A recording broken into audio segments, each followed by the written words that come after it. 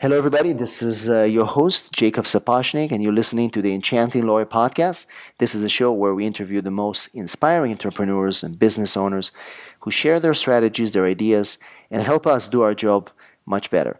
And this past few weeks, I'm really interested in new technologies and things that are out there that help us make ourselves more visible. And we talked about live streaming before, and this week I'm gonna go back to videos. I mean, I think videos are still huge, but most people are not doing them correctly, especially attorneys. And I get a lot of emails, a lot of inquiries about this topic. So today I have one of the top guys in the field. Not only is he's great at what he does, but he's also an awesome human being, and I'm very honored that he's here on the show. And today we have Owen Hemsath. And Owen is the president and founder of Videospot, a video production and web marketing company based here in Oceanside, California. Before he started Videospot, he spent more than 10 years working high-level sales and marketing organizations all over the state. And he is a true entrepreneur. He understands video. He understands marketing. And I'm honored to have Owen on the show. Owen, welcome. Hey, thank you for that great introduction. I feel like next time we should add more padding to it. Like, he has once scaled the Appalachian Mountains and gone spelunking in the rivers of Zimbabwe. You know what I mean? But thank you for that introduction. I'm thrilled to be here, man. This is awesome. Thanks, Owen. Well, usually what I do is I give a little brief intro, and then I let the guests tell more, and then you can tell us all about your expeditions. But we briefly chatted before the show, and I think that I'm very excited because there's so many things that are happening in the past few months. We talked about live streaming, and we may talk about that as well. We talked about videos. It seems so overwhelming, and I think that we'll be able to put some order here and kind of prioritize and talk about the coolest things that people can do. But why don't you kind of briefly tell us about yourself, so the listeners can get a kind of a glimpse into who you are and what you do, and then we'll kind of dive in. Yeah, I'm happy to. I appreciate that. I am the president and founder of a company called Videospot. We are a video marketing and YouTube marketing company. That's our sole focus. So I think mostly we're known for the YouTube marketing course that we provide, where we show businesses how to use YouTube as a profit center, right? It's not, we don't really focus on, this is how you become the next big YouTube sensation. That's not really what we do. We focus more on, here's how you make $5,000 a month from YouTube selling products, services, affiliate links, whatever. Everybody has their own goals. But out here in North San Diego County, we also, a little town called Oceanside, we have a green screen studio where our clients come in, they rent out the studio, and we shoot their YouTube videos, and they can edit themselves, or they can go, they can hire us to edit as well. So that's the field that we're in. I've been doing this. I started in college I went back to college when I was like 28 years old, something like that. And after I lost a job in radio, and I immediately started working with cameras and started hustling, man. Went out to local businesses and said, hey, I will make you a video for your coffee shop for $20. And obviously that price increased over time and that sort of thing, but that paid my college tuition. So I was able to graduate from a university without any student debt or anything like that. And I used that as a launch pad I hired two of my classmates. We rented out a studio, and we immediately got to work, and we've never looked back. So running with Videospot and then eventually developing into my own brand has been a pretty exciting ride. Yes, and I can hear the passion in your voice. And by the way, Owen, you have a great voice for radio. I mean, I'm just listening to you. I'm like, I just can't keep listening to you over and over. You have you. Thank you. My mom said I had a face for radio. You have a face. She would tell me that daily. So, we'll make sure that we'll put your picture as well in the show notes. Yeah, So people can say thumbs up or thumbs down. But yes. Yeah, we'll let them like it or dislike it. Yeah, it's up to them. Exactly. So I'm really excited about video. I mean, I told you before, I've been doing this. I've been doing lawyer videos, my own videos for my practice since 2010, and I've seen the jump in engagement, in calls, in interest since my videos were created. And even today, I get people who call me because of a video I've done in 2010, and they refer to that video. So video power is amazing. But I want to understand from you. Why don't you kind of set the state of video today for professionals? Where are we now, and what's happening? Video today, that's a great question. Video today is unlike anything we've ever seen in the world of technology before, and that's a real exciting time. So I often equate it to being in the day and age of the telephone, right? Yeah. Before the telephone, there were these things called like it was a flag signaling type of system, right? And when the telephone came around, that used all these wires that had been run on the ground, and now people could talk from place to place, and it was very technological. It's an astounding time to be alive, and we're in a similar area right now because, especially with video, the new trend is live broadcasting. And live broadcasting is not new to technology. We were live streaming with Ustream. We've been live streaming with livestream.com for years now. I mean, for 6 years, we've had these technologies. But the integration of social media and having an audience that you can now connect with outside of these traditional having a Ustream show and then hustling, telling everybody, hey, log in, tune in, or whatever the case might be.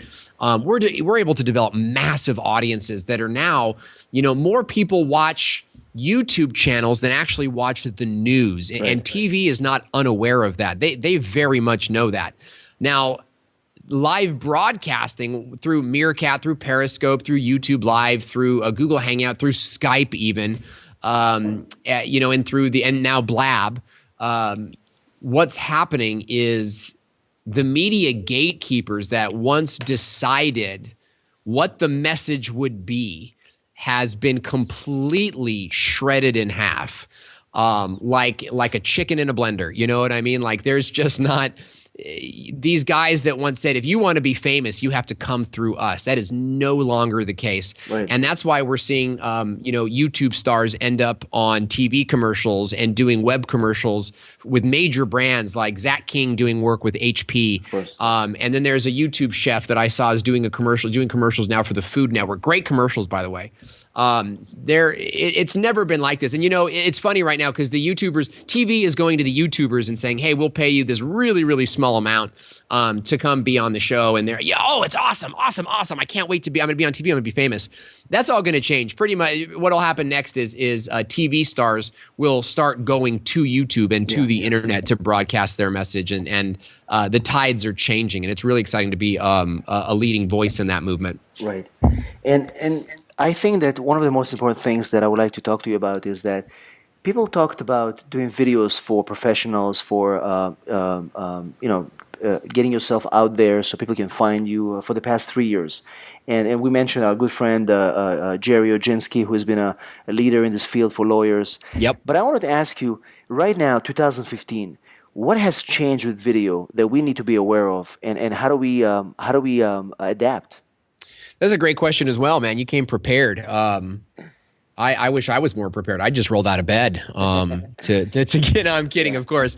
Okay, so here's the thing: video does not happen in a vacuum. Okay, so there is this major thinking that video has to be like TV. In fact, I was just reading a blog article today by Likeable Social, and they did some work with Citrix. Yeah. What Citrix was doing was repurposing their TV commercials on YouTube and having no success. Well, big shocker there, right? YouTube is not TV.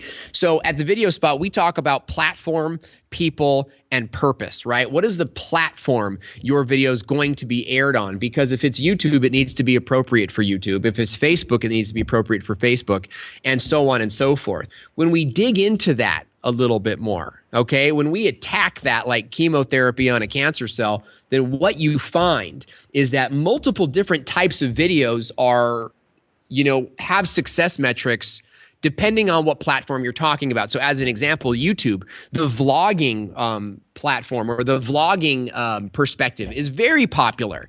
Now that's not going to work for everybody, and every video doesn't need to be a vlogger style. I'm holding my camera, or I don't have a tripod. This is live, this is raw, this is me in my house, this is me and my family. That can work for businesses, but it works better when you're opening up your content strategy to include more produced content as well, that shows that you have a budget, that shows that you're profitable, and you're using a green screen and you're using Adobe After Effects. And so now what you're showing your audience is that, hey, you have a professional face, but you're also willing to show them what happens behind the scenes. And that does so much to build trust for your audience. You've also got short form and long form content, right? And we think of short form like Vine, right? This 6-second video, which I'm not a huge believer in. I kind of saw that fading out, and I think it has kind of faded out in terms of where brands are going. I could be wrong. There could be a brand listening like, no, we're making tons of money on Vine. But, we see Snapchat. And I think Snapchat's going to rise and fall like Vine. That's my personal belief right now. Right. But we haven't reached it. It hasn't reached its peak yet. It's going to peak, and we want to be positioned for that. That's more of a raw, behind the scenes, googly animations with fun pictures. There's a lot that can happen with your content strategy, and you need to make sure that you're making content appropriate for the platform you're going to be marketing on, the people you're marketing to, and that each video has a purpose, that there is something you want the audience to do, whether it's remember your brand name, recall your brand name, or to click on a link. So the videos that we used to do as professionals, where we talk into the camera, like talking heads, when we explain, this is how you avoid a lawsuit, those videos, you see them kind of fading away slowly. You know what? I see them. No, I don't see them fading away. I think it's very important. Okay, we believe in a three-pronged approach to YouTube content and commercial content specifically for businesses. We call this our pull, push, and pow strategy, right? Where your pull content is your evergreen content. That is your content that is keyword based, that's answering the questions that your audience is always going to be asking. And this is how you pull an audience in, because they type this question into Google or to YouTube and your videos pop up. I think there will always be a need for that. But eventually you'll start to kind of answer and eventually you'll run out of keywords, and eventually you'll max out where you can be on SEO, and you're going to need to go into push content. Now, truth be told, we believe in developing both of these strategies more or less simultaneously, so that one time a week you've got a pull video going out, and then once a week you've got a push video going out. Your push content is going to be more vlog, or it's where your channel functions as a personality-driven show, and this could be an animated video. This could be more of a higher produced video where you're deciding what the agenda is, right? And you could do that in an interview format. You could do that as a man on the street format. Like there's so much that you could do. I had a whole couplet laid out for that, like interviews, book reviews, and app reviews, something like that. Then you've got your POW content. Your POW content, I think, is more what you're talking about. This is kind of like where Lego, on the Lego channel, they've got a lot of videos about how to use Legos and how adults can use Legos and so on and so forth. But last year they produced one piece of POW, like really strong content, and that was the Lego movie trailer. And this went super hyper ultra viral, right? And it did so because there was a plan in order to make that happen, right? Virality is not an accident when it comes to brands. That sort of stuff is going to be good, but you can't hit your audience with gold every day. I mean, imagine if gold was everywhere, it wouldn't be worth anything, right? So you have to kind of limit and balance your content, and having a variety. Doing 10 videos, 20 videos one way is a great approach. And then switching out your approach and letting it evolve. We talk about this.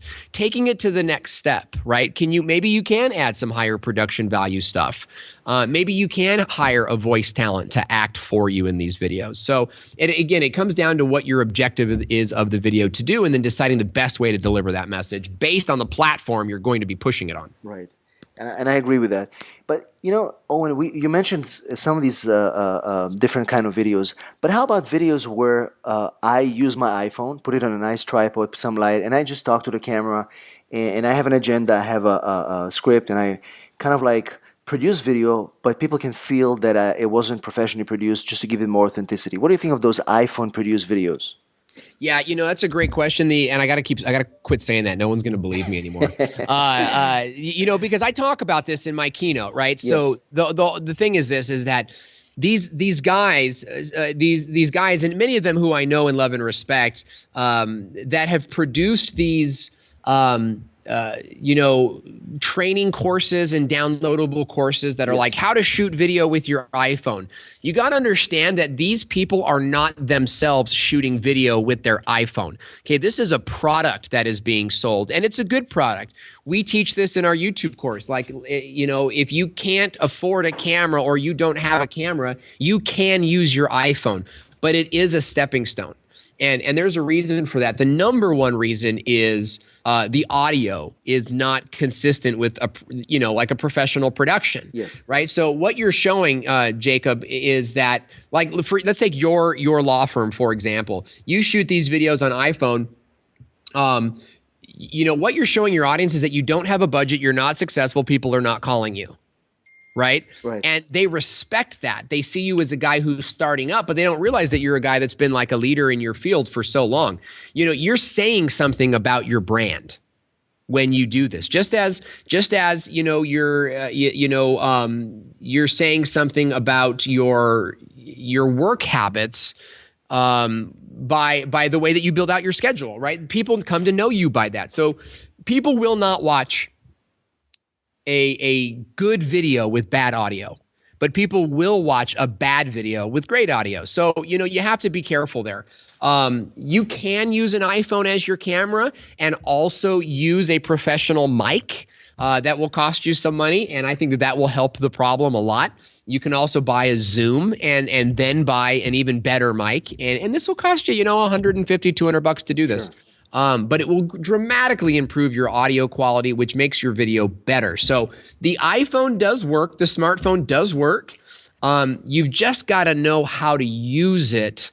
And my advice would be to eventually, to upgrade. I'm sitting here. I'm in my studio. My director of video is here putting up our stuff. This guy knows how to use the lenses of a DSLR camera like nobody I've met, right? And he can make our green screen so separate from the talent that green screening is easy. You just can't accomplish those things with an iPhone. And so and that extends to the focus and doing a bokeh and all sorts of great little effects that you just can't do with an iPhone or a smartphone. What I meant is that mixing it up. So you do the professional videos, but here and there you throw in some of these iPhone videos with good quality of sound. And then your channel continues to be. Thank you. I got derailed from my own point. Yes, when I talked about your law firm as an example, where it works is when you have a good mix of professionally done videos, and those can be talking head videos. I don't think people care. I think it depends on what you do and what people are looking for. Right. In your industry. So if people are looking for the question, how do I gain my citizenship, Minnesota? Yes. Right?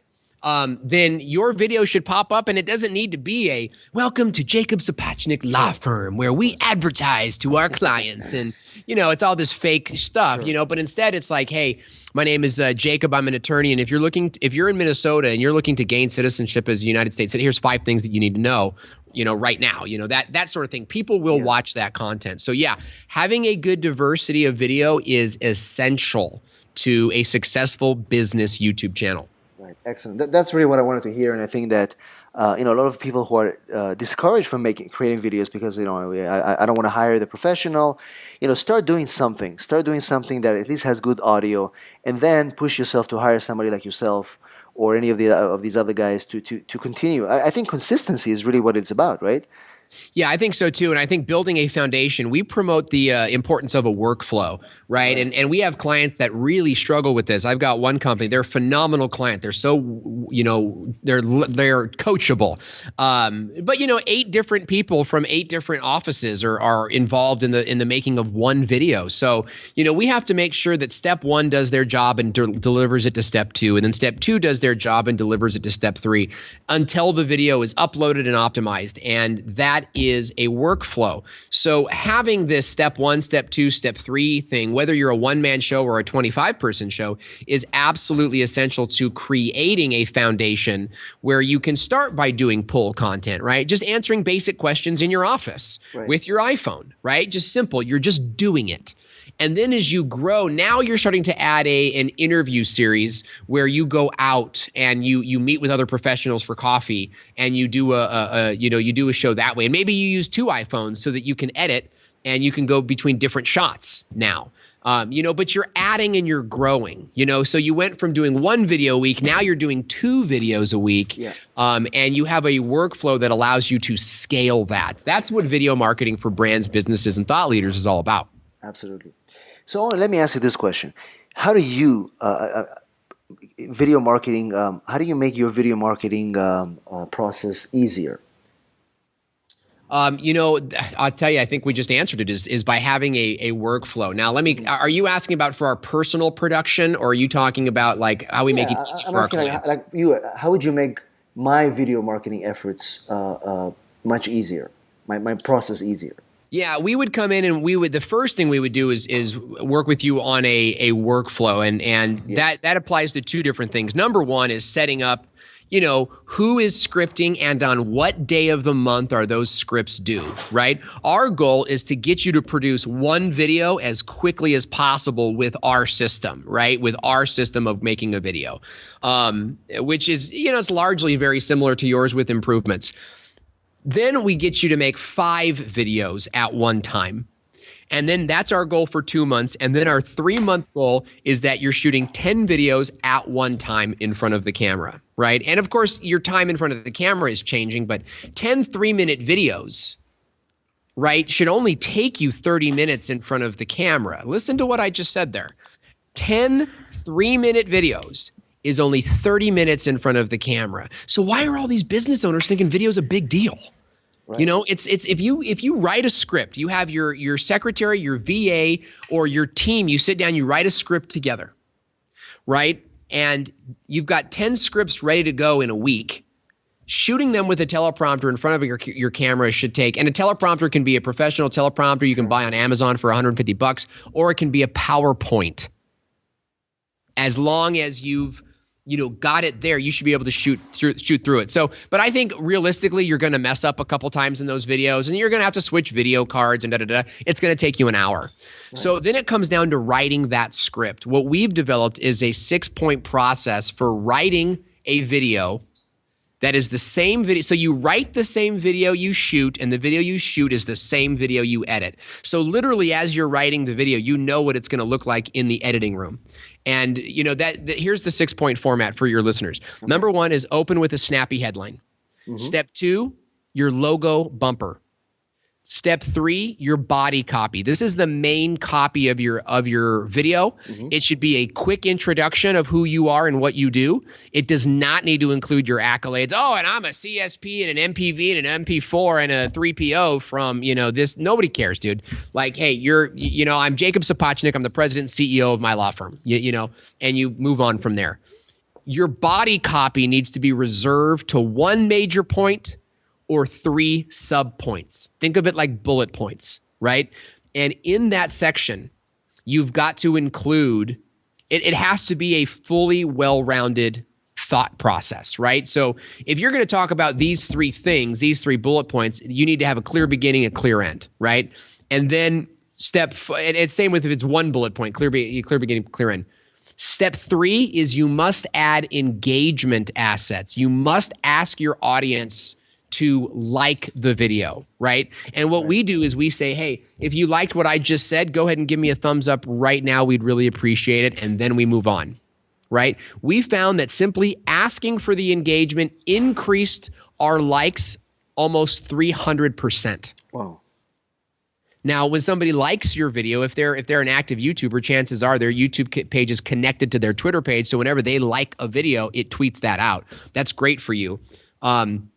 As a brand. Step 4 is your end card. This is where you're saying, hey, thanks for watching. Subscribe. If you got a lot of value, if you liked what you heard today, join our tribe, hit the subscribe button, or, and be sure to watch the next video in our playlist, right? You're closing out the video and you're asking them to become a part of the audience. Step 6 is your closing bumper. Now, I admit this is a little bit optional. You don't have to do this, but we think it's professional. Yeah. We end the video with a cute little jingle, much like the NBC Peacock. Once you watch a show on NBC, the Peacock comes out and goes ding, ding, ding. We do the same kind of thing at the end. It says, hey, the video's over. You can now watch the next video. So that's the 6-point process. Every company changes, augments that, and grows that a little bit to make it their own. It might be 8 points, it might be 4 points, whatever the case might be. But that is how we would make you more successful, is we would develop that process for how you write scripts. And that will increase the amount of scripts you can write at one time, how many scripts you can shoot, and how many scripts you can edit at one time, which will systemize your process and turn it into a profit center. Excellent. Wow. I mean, there's so many things I want to ask you, but time is limited. So, before I have one more question to ask you as we connect to video. We all need to build a list because that's what it is. List allows us to increase our business and engage. And I know video is a great way to build your list. So, can you share a few tips that I can use or any of our listeners to use to build our list using video? Yeah, I absolutely can. And, I'm glad you brought that point up because list building is so underrated. So everybody goes, oh, I know, I need to build my list. Yeah, I'll get on that. But that's like doing your freaking financials, man. Like your list is the only thing you should be doing, and everything else is just kind of backwash. Like you've got to build your list. So we have a couple different strategies, and in our YouTube course, we actively teach list building through video. So one of our best strategies and most consistent strategies for building a list has been to collaborate with other thought leaders, other YouTubers, other bloggers in your field. And what we do is we'll set up like a Skype interview, or we'll set up a Google Hangout. Yep. Now, we only use Google Hangout limitedly because you lose the HD quality. It's really a standard definition video that's in 16:9, so it's not true high definition. And I think that will change, but as of right now, it's not. So we'll do like a Skype interview. And we use this third-party program that makes the screen look really cool. And it's like, I'm on one side, they're on the other. And we do like an interview, or we do like an in-depth topic, or we really seek to make our partner a star, right? And the reason we do that is because we enter into an agreement with that person to, once this video is up, you're going to email it to your list, right? And in order for that list to access that video, right, if they want to see this groundbreaking one-on-one interview with you and Jacob Sapochnik, then, just put your name and email here. Right. Now, we've augmented that. We've done that. It's like a webinar type thing. We've done it with webinars. I've also done summits where I've lined up with 20 different experts. And the whole deal is, hey, if you want to get, these behind-the-scene interviews with 20 different experts, you got to put your name and email here. And we grow our list by the hundreds each time we do that. And that is just one of our list building strategies. We have a few more that we use as well. But that one is key. I mean, start interviewing thought leaders. Start interviewing people that are celebrities. Like I got an interview with John Lee Dumas, and not only he like agree. I've never met the guy. We've been in the same room, same time a couple times, but we've never actually been introduced. And he was just like, sure, I'm happy to interview, dude, no problem, Yeah.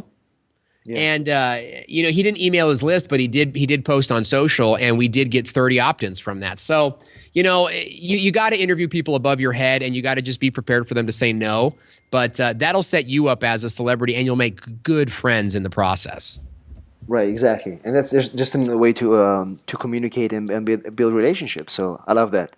Excellent tip. So Owen, we talked a lot about strategy, and you shared so many good tips. And I want to ask you a question right now that is a bit more personal, and I think it would apply to our listeners who are professionals. We struggle with many things. And health is is the most important things. Without health, we cannot do what we do.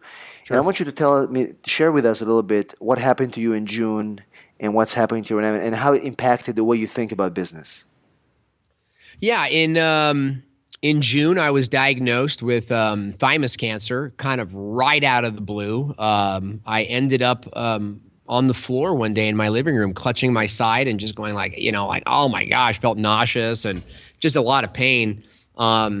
And through a series of doctor's events, and it took a long time to get diagnosed, but like a week almost, maybe 10 days. And when you're sick, when it's a tumor, time is of the essence. So I was diagnosed with what's called thymoma. It's incredibly rare, and it's incredibly genetic. It's not a lifestyle decision. It's not because I drank too much soda or smoked too many cigarettes, which I don't do either of those things. But it's just in my genes that my thymus would keep developing and then turn into a tumor, and that's what it did. We started I had to get my chest ripped open. They cut my breastbone, spread it apart. They pulled out a tumor that was the size of if you took a big like grapefruit and dropped it from your roof and it smashed, like that's kind of like the size it would be. And after that, I started chemotherapy. Within a week, I'd lost my hair, which I'm now shaving. So, I went to the NSA. I was speaking at an annual convention there, and by the grace of God, I was able to be there healthy and happy. And my beard stayed intact. Right, my beard. I've had a beard since I was 23. But on the plane ride home, the beard started falling out, and I can't tell you guys, like my whole life I've considered myself a good looking guy. I've had pretty girlfriends, you know what I mean? I've had a lot of confidence in myself in that way. And through this whole thing, I have lost a lot of the features that I thought made me a good looking person or an attractive person. I've lost my hair. I've lost my beard. I can't go out in the sun during chemo, so I'm very pale. I get these random, bloody noses that last for 20 minutes, 30 minutes. I hope that's not too graphic for your audience, No, but it's, I think it's I continue. I think I like it. It's very important. it's changed a lot. In the number one thing has been that my value is not in my appearance, Right. and the value that I own as a person, comes from who I am and the fact that I was born a human being. And I've opened my eyes to that. I mean, I've always been a nice person, but I've a sense of empathy, of great empathy, has overcome me. And I recognize so much stronger now the value in individuals, despite political opinions and experience. It's like, wow, this is a human person that's hurting right now, and I want to help them not hurt. That has certainly transcended into my business and the way that we look at our customer accounts and our client accounts. We've become more empathetic to our clients, and we've been able to serve them better. That, of course, made us busier. Now, getting to the point I think that you were asking about, I go through chemotherapy once a month, right? It's every 21 days. Right. And when I get chemo, I am out for like 10 days. There is this great heaviness, this great sadness, this great nausea that comes from chemotherapy. And so the simplest things take a ton of energy. Getting up to grab a Gatorade to stay hydrated is like, oh my gosh, sounds like a freaking nightmare to do that. So I black out my schedule for those 10 days. And there's no appointments, and there's no editing, and there's no phone calls, and there's no podcasts or anything. And I just heal. So that only gives me 20 days a month to grow my company.